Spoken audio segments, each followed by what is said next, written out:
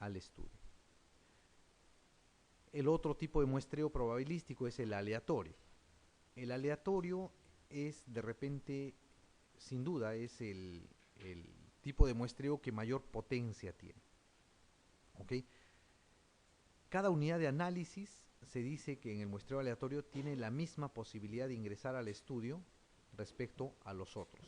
Se hace mediante tablas. Hay una tabla de números aleatorios mediante los cuales se van a hacer ingresar a los sujetos de estudio. El muestreo por racimos trata de que, o habla de las unidades de análisis se van a encontrar en determinados lugares físicos. ¿Ok? Cuando están concentrados en distintos lugares físicos, se habla de muestreo por racimos. Por ejemplo, ustedes quieren estudiar la satisfacción o la calidad de un servicio. Entonces, ¿qué cosa tienen que ir a buscar? Los pacientes.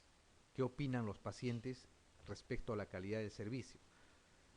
Pero para poder hacer comparaciones tienen que distribuirlo en lugares físicos. Se irán a los pacientes de consulta externa, son un tipo de pacientes. Se irán a los pacientes de hospitalización, son otro tipo. Los pacientes que salen de centro quirúrgico son otro tipo de pacientes. Los pacientes que salen o que se atienden en emergencia son otros tipos de pacientes.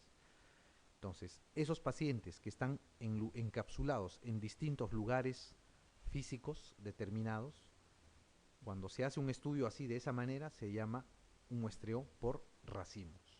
¿Ok? Muy bien. El muestreo estratificado es cuando el universo, el total de la población, se divide en segmentos, ¿no? Sin estar físicamente divididos en esos segmentos. Y se selecciona una muestra por cada segmento, ¿no? Esto es más típico, por ejemplo, de los estudios de mercado, los estudios de opinión pública, ¿no?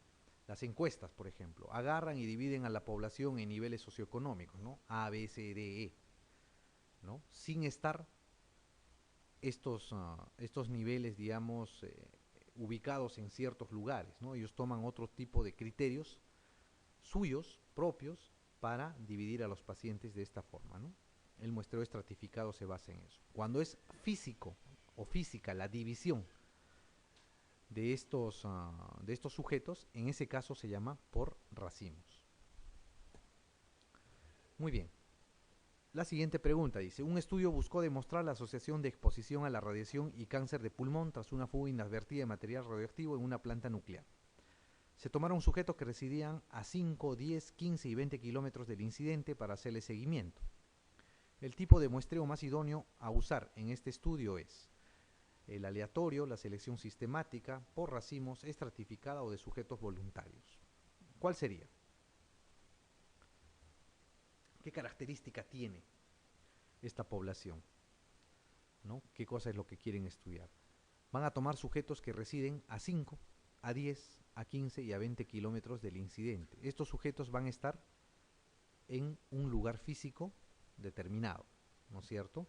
Los que viven a 5 kilómetros los van a analizar por separado de los que viven a 10 kilómetros, por separado de los que viven a 15 y por separado de los que viven a 20. ¿Ok? A ese tipo de muestreo se llama muestreo por racimos. Físicamente están en distintos lugares. Muy bien. Existe también los tipos de muestreo no probabilístico, como les había mencionado, ¿no es cierto? Los tipos de muestreo no probabilístico son los cualitativos, por cuotas, de sujetos tipo, de expertos y de sujetos voluntarios. Muchos de estos muestreos se hacen más en ciencias sociales. Hay algunos que definitivamente se pueden usar en las ciencias de la salud y los que más se usan son los de sujetos voluntarios, ¿no? Los sujetos voluntarios se usan en, por ejemplo, los estudios experimentales sobre fármacos, ¿no? Se buscan sujetos voluntarios sanos, de buen estado físico, jóvenes, en los cuales los efectos colaterales, la toxicidad sea la menos posible, ¿ok? O si hay un efecto tóxico, tengan reserva fisiológica como para poder salir bien librados de estos, ¿no? En cambio, los otros se usan más en estudios de otro tipo. Por ejemplo, el muestreo no probabilístico cualitativo de casos por casos típicos o casos tipos, o por casos homogéneos. Son esos casos en los cuales los psicólogos, por ejemplo, van y empiezan a buscar casos tipos. Por ejemplo, maltrato infantil, ¿no? Empiezan a estudiar niñitos con maltrato infantil, pero van, identifican no en forma aleatoria, no en forma sistemática, sino identifican al niño con maltrato infantil y lo estudian, ¿no? Y así sucesivamente van de un sujeto a otro sujeto de estudio. A eso se llama el muestreo cualitativo. Por cuotas se da más cuando se hace encuestas de marketing o de opinión, encuestas de opinión, ¿no? A esto los encuestadores van llenando cuotas de acuerdo a a variables demográficas. Por ejemplo, les dicen a los encuestadores, ustedes tienen que hacer llenar esta encuesta en este distrito. Necesitamos 20 mujeres, 30 varones, 10 que tengan más de 60, 15 que tengan menos de 20, etcétera, etcétera, ¿no? Y el encuestador va y en esa área geográfica que le dan va buscando personas o sujetos que cumplan sus criterios y van llenando sus cuotas. Llega a los 30, no le interesa que haya más personas de ese tipo y va llenando las otras cuotas que tiene, ¿no? Eso es típico de las encuestas de opinión y mercado, por ejemplo. De sujetos tipo, es un muestreo en los cuales el objetivo no es hacer el análisis digamos, de las personas, sino la información que le pueden dar estos, estos sujetos tipo. Por ejemplo, una encuesta de sujetos tipo, ¿cuál sería? La encuesta de poder que se da, ¿no? Anualmente sacan una encuesta de poder para ver quiénes son los más poderosos del Perú. ¿Qué cosa hacen? No van a encuestar a las personas del llano, van y encuestan a qué, al presidente de la Cámara de Comercio, al presidente de la CONFIED, a algunos políticos, a artistas renombrados, etcétera, y en base a eso sacan su encuesta del poder. Por ejemplo, ¿no? Eso no se usa en medicina. La otra es el muestreo de expertos, ¿no? Es útil, este muestreo es útil en estudios exploratorios y cualitativos. Se genera, digamos, una muestra de expertos, lo mismo, en maltrato infantil.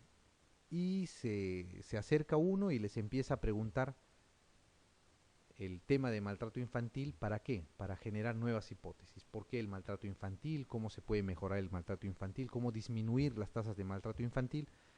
Y en base a estos expertos en el tema se generan nuevas hipótesis para poder hacer nuevos estudios. Como les decía, del muestreo no probabilístico, el muestreo de sujetos voluntarios es el que más se usa en medicina. Los otros más se da en ciencias sociales. Muy bien. La pregunta 31 dice, ¿cuál de los siguientes muestreos es de tipo no probabilístico? Muestreo sistemático, muestreo estratificado, muestreo de casos consecutivos, muestreo aleatorio simple o muestreo por racimos. ¿Cuál sería?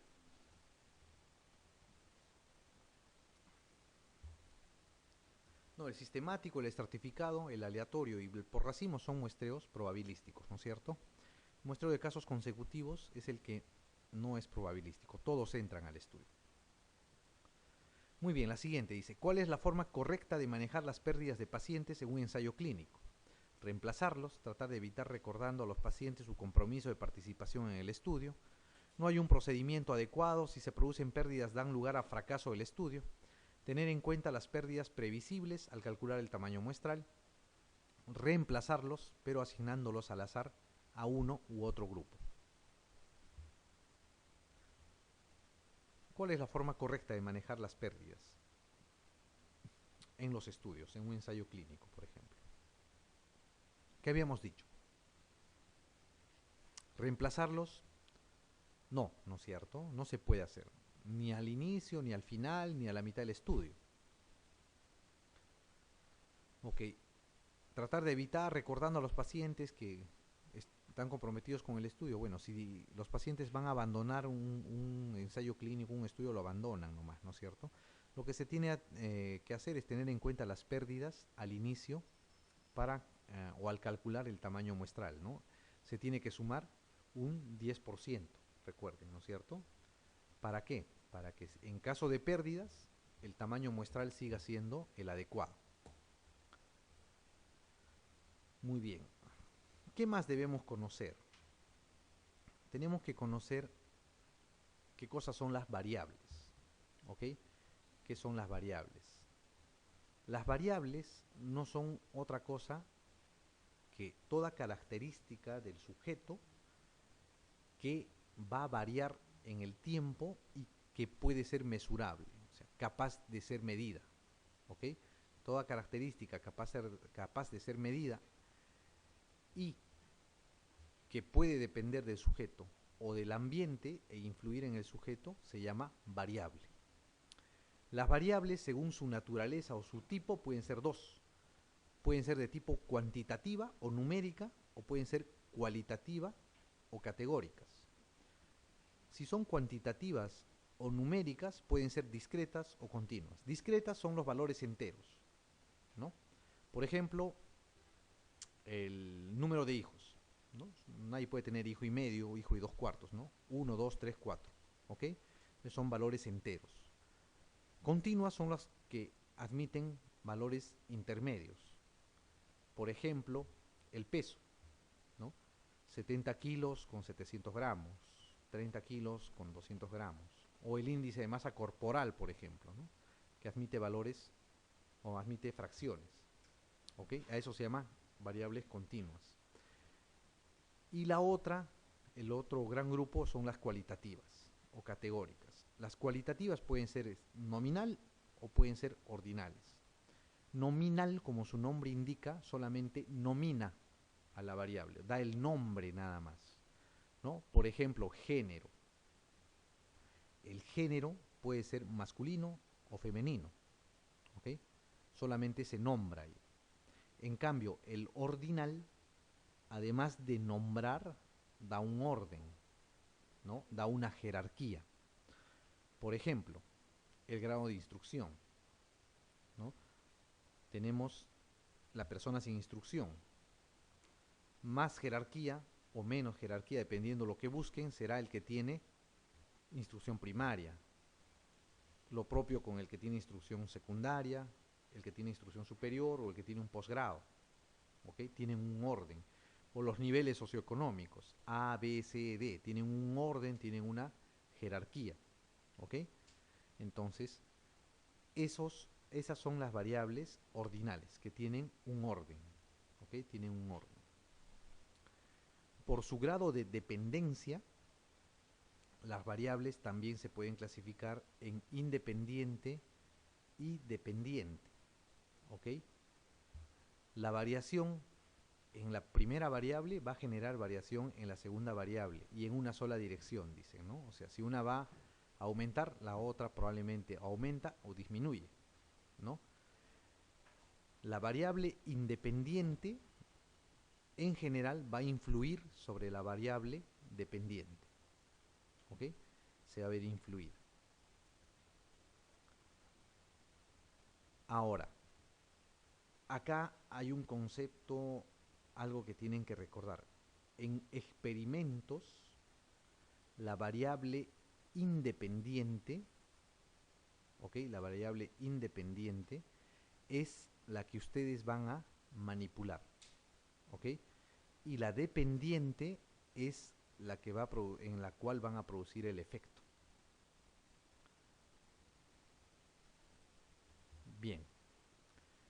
La pregunta 33 dice, una de las siguientes variables es una variable categórica dicotómica. La edad, el grado de instrucción, el peso, la fiebre o el sexo. No, el género debería ser mejor, ¿no es cierto? Más que el sexo. ¿Cuál de esas variables es categórica dicotómica?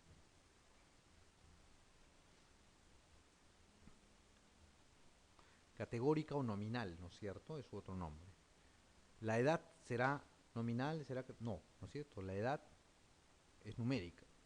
Ok, el peso también. El grado de instrucción será dicotómica. No, ¿no es cierto? Tiene un orden el grado de instrucción y son varios los grados de instrucción, no son dos. Les queda la fiebre y el sexo.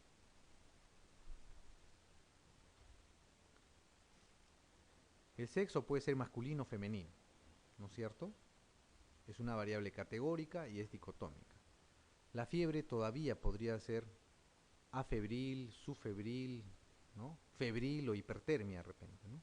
Pero en el caso del sexo puede ser masculino o femenino, es categórico y es dicotómico, ¿no? Entonces acá la respuesta es la E. Muy bien, la siguiente dice, la variable índice de masa corporal en un estudio de incidencia de obesidad en adultos mayores es una variable del tipo cualitativa ordinal, cuantitativa discreta, cualitativa nominal, cuantitativa continua o cualitativa categórica.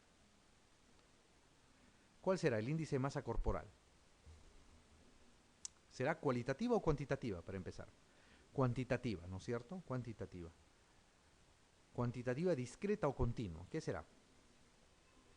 Continua, ¿no es cierto? Porque va a admitir decimales, ¿no es cierto? El índice de masa corporal es el peso sobre la talla al cuadrado.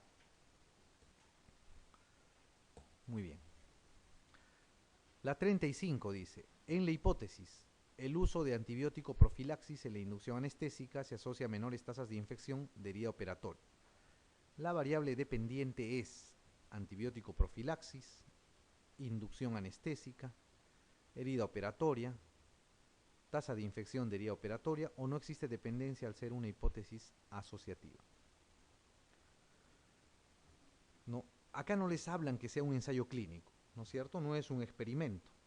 Al no ser un experimento, no importa, o sea, no se tiene que tomar en cuenta cuál es la variable la que ustedes están manipulando. Entonces, al no ver el tema de qué variable está manipulando el investigador, la siguiente pregunta que deben hacerse para ver si es dependiente o independiente, es decir,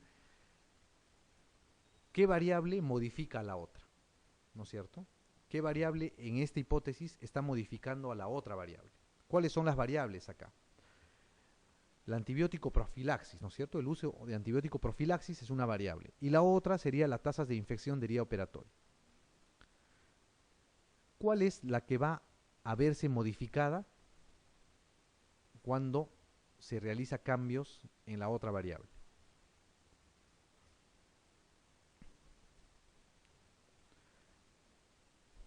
El antibiótico profilaxis variará con la variación de la tasa de infección de herida operatoria o será al revés. Las tasas de infección de herida operatoria variarán si es que se da o no antibiótico profilaxis. Eso sería, ¿no es cierto? Entonces, ahí la variable dependiente, que depende de la otra, es la infección de herida operatoria. ¿Ok? La tasa de infección de herida operatoria es la que depende, ¿no? Este es un error de tipeo, ¿no? Que es la D en vez de la A. Muy bien, ¿qué más tienen que ver de las variables, ¿no? Además, si es el tipo de variable, si es categórica, si es o nominal, o si es que es una variable cuantitativa, tienen que chequear o tienen que ver el nivel o la escala de medición. El nivel o escala de medición de la variable puede ser nominal, ordinal, de intervalo o de razón.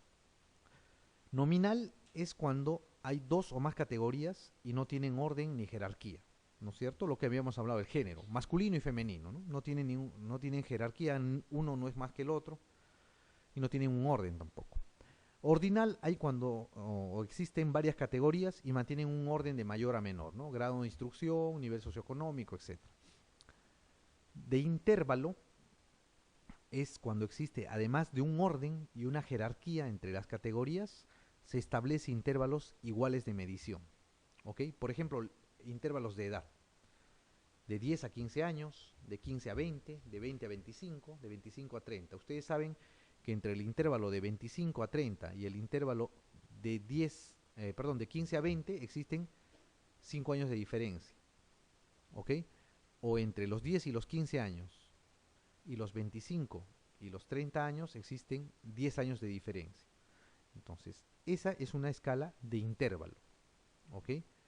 Cuando se establece un orden, una jerarquía y además hay intervalos iguales en la medición. Y en este caso el cero es arbitrario, ¿no? En los casos de intervalo el cero es arbitrario. ¿ok? Por ejemplo, es el caso típico de la temperatura, ¿ok? Cero de temperatura no significa que no exista temperatura, que ustedes no sientan calor ni frío, ¿no es cierto? El cero es un término arbitrario ahí, en lo que se llama temperatura, ¿ok? O sea, cero no implica ausencia de temperatura, ¿no? Cuando están a 0 grados ustedes sienten frío, ¿no? Es un cero arbitrario, no dice que no exista la temperatura, sino que han puesto ese cero como un nivel arbitrario de medición. En cambio, en la escala de razón, el cero es real y es absoluto, porque existe un punto donde no hay la propiedad que están buscando. Por ejemplo, número de hijos, ¿ok? 2, 3, 4 o cero. Cero significa que no tiene hijos la persona, ¿verdad? Qué sé yo, antecedentes de cirugías previas o antecedentes de transfusión sanguínea, ¿no? Una transfusión, dos unidades, 3 unidades, 4 unidades transfundidas o nunca le han transfundido, 0 unidades transfundidas, ¿no? Ese cero significa ausencia, nunca lo transfundieron al paciente. Entonces, cuando el cero es real y absoluto, es una escala de razón, ¿ok? Es una escala de razón. Muy bien. La pregunta 36 dice, se está realizando un estudio en mujeres en edad fértil. Es muy importante incluir los antecedentes obstétricos para lo que se usa la fórmula obstétrica. El nivel de medición de la variable gestación es del tipo, en la fórmula obstétrica, ¿no es cierto? La gestación, ¿qué tipo de variable es? Categórica, de intervalo, nominal, de razón u ordinal.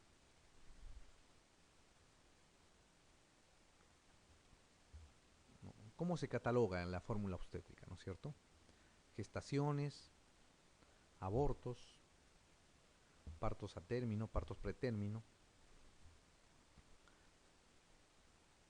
Y cada numerito que va debajo de la letra significa cuántos hijos, cuántos abortos, cuántos partos a término ha tenido la mujer, ¿no? En esa fórmula obstétrica, la gestación, ¿qué tipo de variable es? ¿Es categórica? No, no es cierto, porque no se pone gestación sí, no. Se pone números, ¿verdad? En la fórmula obstétrica. De intervalo, tampoco. Nominal tampoco es, porque no se nombra y se pone números, ¿no? Es de razón, pues, ¿no? Porque gestaciones, 0 significa ausencia de gestaciones. 1 significa una gestación, 2 significa 2 gestaciones, ¿no? El 0 ahí es absoluto, ¿no?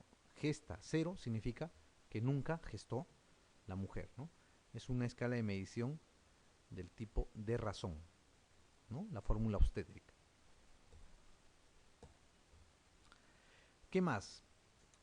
Últimamente, estamos hablando de los últimos 15 años, 10 años, además de las variables peso, talla, género, niveles, digamos, de colesterol, niveles de ácido úrico, creatinina, etcétera, que son variables nominales, ordinales o son variables de razón o de intervalo,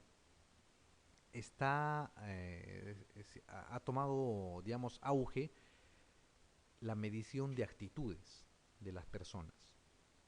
Y las variables que miden o las escalas que miden la actitud de las personas, la variable actitud como tal, son 3.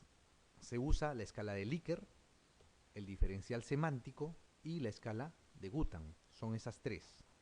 ¿Qué cosa es una actitud, no es cierto? Es una predisposición para responder de manera consistente ante ciertos símbolos, objetos o personas, de manera positiva o negativa, ¿ok?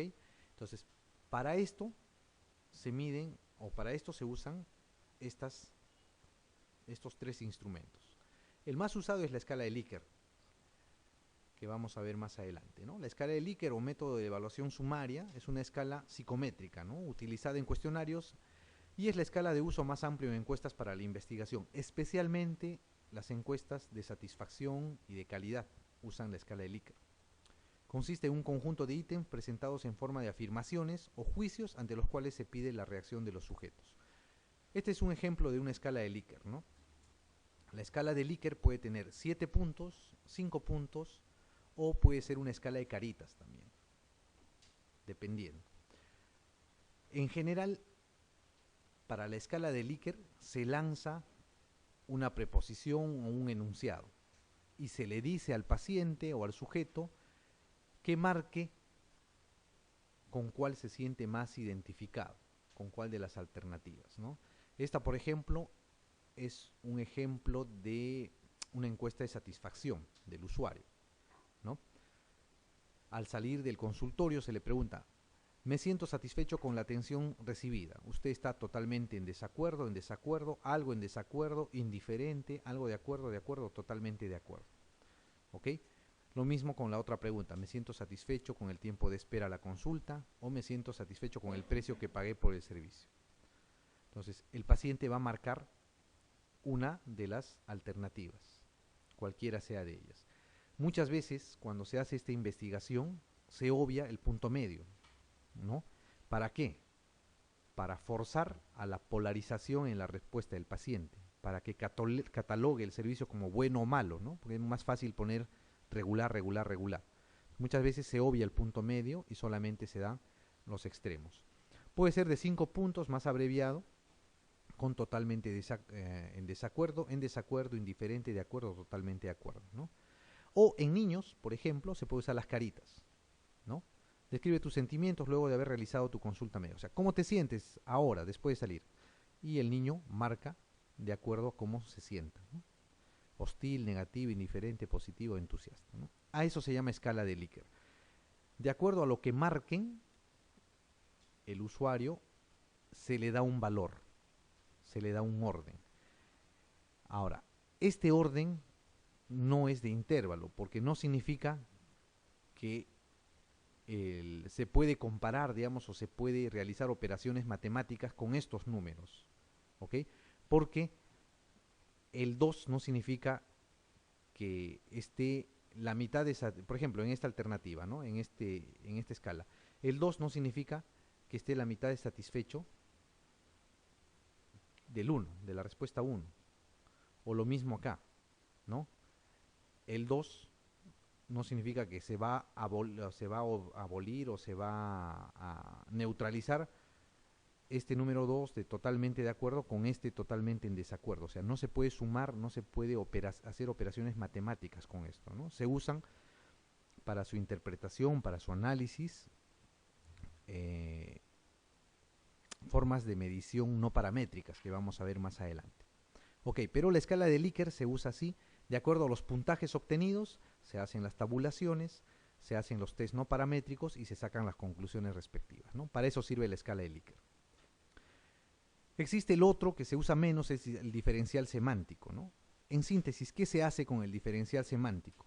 Se le lanza una idea al paciente o al usuario. Esa idea que se le lanza, debajo de la idea lanzada, el paciente tiene que elegir mediante las respuestas que siempre tienen bipolaridad, ¿no? Un ejemplo es este, ¿no? La consulta médica, por ejemplo. Se le lanza un papel con la consulta médica y él tiene que poner qué cosa le ha parecido: bueno, malo, ¿no? Bipolar, ¿no es cierto? Suave, duro, activo, pasivo, cruel, amable, pesado, ligero, lento, rápido, honesto, deshonesto, etc. De acuerdo a lo que ustedes quieran poner, el paciente va marcando, ¿no? Es una forma de hacer también mediciones de actitud, ¿no? Se usa menos, esto más lo usan los psicólogos. Y el otro es el escalograma de Guttman. Esto usan más los psicólogos y los estudios de ciencias de la salud lo usan en estudios cualitativos. ¿Ok? Los estudios cualitativos. El escalograma de Guttman se basa en que algunos ítems indican en mayor medida la fuerza o intensidad de la actitud. Este es un ejemplo, ¿no? Por ejemplo, para determinar el grado de prejuicio de los entrevistados hacia determinadas minorías étnicas en Europa, se planteó una secuencia de preguntas como: ¿estaría usted dispuesto a aceptar a un negro o negra, ¿no? O puede ser un coreano, un latino, un japonés, etcétera, como visitante de su país? Si el entrevistado dice sí, se le plantea la siguiente pregunta: ¿estaría usted dispuesto a aceptar a un negro como vecino de la casa?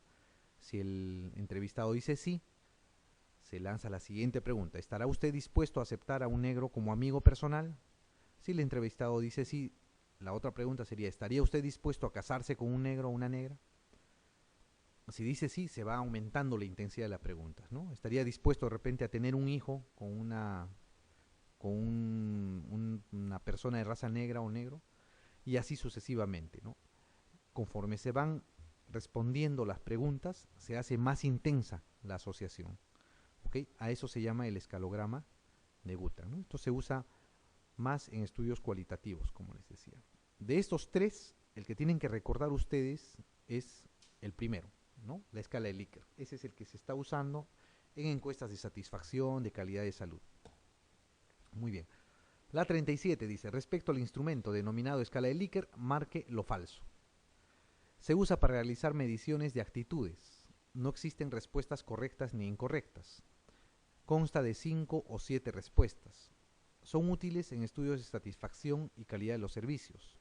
Su escala de medición es la intervalar. ¿Cuál será lo correcto ahí? ¿Se usa para realizar medidas de actitudes, sí o no? Sí, no es cierto. No existen respuestas correctas ni incorrectas. También es cierto. ¿Ok? No hay respuestas correctas ni incorrectas. Ustedes están buscando la actitud del paciente frente al servicio. Entonces, el hecho que les diga que está totalmente insatisfecho no es una respuesta ni correcta ni incorrecta. Es lo que siente el paciente. ¿Consta de 5 o 7 posibles respuestas? Sí, siempre es impar. ¿Ok? Siempre es impar. ¿Son útiles en estudios de satisfacción y calidad de los servicios? También, ¿no es cierto? ¿Su escala de medición es la intervalar? No, ¿no es cierto? Es la ordinal. Tienen un orden, pero no es de intervalo. ¿Ok? No es de intervalo. Es ordinal nada más. Tienen un orden. Bien. ¿Qué más vamos a conversar? Cuando ustedes tienen una variable, la miden, la estudian, la procesan, van a empezar a sacar la información. Cuando estas variables ya procesadas empiezan a plasmarlas en un documento o empiezan a tabularlas para poder hacer el procesamiento o el cruce de variables, el cruce de datos, van a encontrar que cada variable tiene una distribución determinada. La distribución consiste en que la mayor cantidad de datos en general se va a concentrar en el medio. Y a medida que se van a los extremos, los valores van a ir disminuyendo, la cantidad va a ir disminuyendo. A esa forma de distribución se le llama la distribución normal o de Gauss, o distribución simétrica, su otro nombre, ¿no? La distribución simétrica. ¿Qué características tiene la distribución normal de Gauss o de simétrica, o la distribución simétrica? Que las medidas que agrupan el valor central, que están acá al centro, que es la media, la moda y la mediana, ¿no? Van a coincidir. La media es el promedio. La moda es el valor que más se repite, ¿no? De ahí viene, está de moda, se repite a cada lado. Y la mediana es el valor que se encuentra al centro de todos los valores luego de ser ordenados estos, ¿no? Para hallar la mediana, ¿qué deben hacer primero? Ordenar todos los datos. Después de ordenar todos los datos, cogen el dato que está en el centro y ese dato es la mediana. ¿Ok? En una distribución simétrica o normal, la mediana, la moda y la media coinciden. ¿Ok? ¿Qué más deben tener en cuenta de la media, moda y mediana? Esta media o promedio, ¿no? Va a definirse hacia ambos lados mediante la desviación estándar. Por ejemplo, ustedes tienen acá un promedio X. Más menos una desviación estándar va a cubrir un intervalo. Más menos dos desviaciones estándar va a cubrir un intervalo más grande. Más menos tres desviaciones estándar va a cubrir un intervalo mucho más grande. ¿Por qué es importante esto? Cuando ustedes hallan un valor de una variable numérica y hallan el promedio, si cogen dos desviaciones estándar, van a coger el 95% de los valores de esa variable. Y a eso se le llama el 95% de intervalo de confianza, que es lo que se usa en los estudios de investigación en salud. Si cogen 3 desviaciones estándar, van a llegar al 99% o 99.7% de intervalo de confianza. Pero lo que no se olviden es que la media o el promedio más menos 2 desviaciones estándar abarca al 95% de valores o abarca el intervalo de confianza al 95%. Muy bien. Sabiendo eso, vamos a responder las preguntas. Dice 38. No es característica de la distribución normal de la que acabamos de ver. Tiene una única moda que coincide con su media y su mediana. Es asimétrica con respecto a su media. Existe una probabilidad de un 50% de observar un dato mayor que la media y un 50% de observar un dato menor. 2 desviaciones estándar de la media incluyen al intervalo del 95% de confianza. Los valores disminuyen en cuanto se alejan de la media. ¿Cuál será?